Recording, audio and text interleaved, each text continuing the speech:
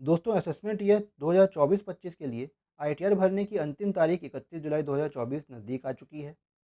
इसलिए आज के वीडियो में हम जानेंगे कि आईटीआर किसको भरने की ज़रूरत है और लेट भरने पर या ना भरने पर क्या हो सकता है। पहले जानते हैं कि आईटीआर भरना किसको चाहिए। ऐसे लोग जिनकी total income basic exemption limit से ज़्यादा है तो उनको आईटीआर भरना पड़ेगा।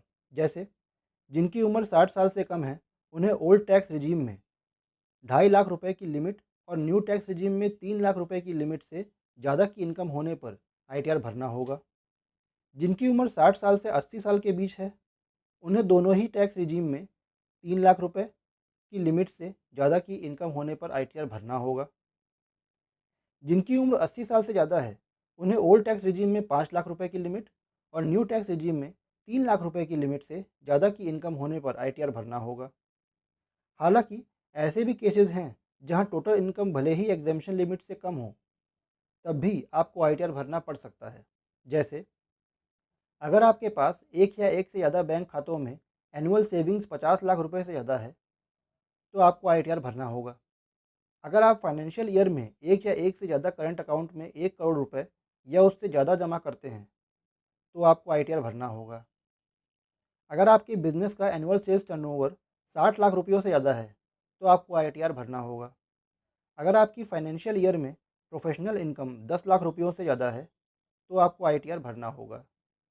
अगर आपका फाइनेंशियल ईयर में बिजली का बिल 1 लाख रुपयों से ज़्यादा का है तो आपको आईटीआर भरना होगा। अगर आपका फाइनेंशियल ईयर में TDS tax deducted at source या TCS tax collected at source 25,000 रुपयों से ज़्यादा का है तो आपको आईटीआर भरना होगा। हालांकि सीनियर सिटीजन्स के केस में यह लिमिट 50,000 रुपये है। अगर आपके पास विदेश में कोई एसेट है, संपत्ति है जिससे आपको इनकम मिल रही है तो आपको आईटीआर भरना होगा। अगर आप अपनी फॉरेन ट्रिप या किसी और की फॉरेन ट्रिप पर 2 लाख रुपए या उससे ज़्यादा की स्पेंडिंग करते हैं तो भी आपको आईटीआर भरना होगा। आइए आप जानते हैं कि देर से आईटीआर भरने पर क्या हो सकता है। देर से आईटीआर भरने का एक बड़ा नतीजा ये है कि आपको जुर्माना देना होगा। धारा 234 F के तहत अगर आप ड्यू डेट 31 जुलाई तक अपना आईटीआर फाइल करने से चूक जाते हैं तो ड्यू डेट के बाद आईटीआर फाइल करने पर 5,000 रुपये की पेनल्टी भरनी पड़ेगी। हालांकि अगर आपकी ग्रॉस एनुअल इनकम 5 लाख रुपये से कम है तो पेनल्टी 1,000 रुपये तक सीमित रहेगी। यानी कि अगर आपकी टोटल इनकम 5 लाख रुपये से कम है तो आपको पेनल्टी 1,000 रुपये ही देनी होगी। अगर आपको अपने इन्वेस्टमेंट में लॉस हुआ है तो आप उनका इस्तेमाल अगले साल की इनकम से भरपाई करने के लिए कर सकते हैं। इससे अगले फाइनेंशियल ईयर में आपकी टैक्स लायबिलिटी कम हो जाएगी। अब लॉस को कैरी फॉरवर्ड करने के लिए या सेट ऑफ करने के लिए ड्यू डेट पर आईटीआर भरते हुए इन लॉसेस को आईटीआर में शो करना ज़रूरी है। अगर आप अपना टैक्स रिटर्न देर से भरते हैं तो आप इन नुकसानों को आगे नहीं बढ़ा पाएंगे और फ्यूचर प्रॉफिट्स के साथ इसकी भरपाई भी नहीं कर पाएंगे।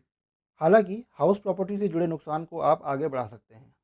धारा 234 A के अनुसार अगर आप समय पर टैक्सेस पे नहीं करते हैं तो आपको आउटस्टैंडिंग टैक्स अमाउंट पर 1% पर मंथ का इंटरेस्ट भी पे करना पड़ेगा। आइए अब जानते हैं कि आईटीआर ना भरने पर क्या हो सकता है। अगर आप अपना आईटीआर नहीं भरते हैं और आपकी टैक्स लायबिलिटी 25,000 रुपये से ज़्यादा है तो आपको 6 महीने से लेकर 7 साल तक के कठोर कारावास और जुर्माने से दंडित किया जा सकता है। वहीं अगर आपकी टैक्स लायबिलिटी 25,000 रुपये से कम है तो आपको न्यूनतम 3 महीने से लेकर 2 साल तक के कठोर कारावास और जुर्माने से दंडित किया जाएगा। तो दोस्तों आज के लिए बस इतना ही। वीडियो पसंद आया हो तो लाइक शेयर और सब्सक्राइब ज़रूर करिएगा। मिलते हैं नेक्स्ट वीडियो में। Thanks for watching.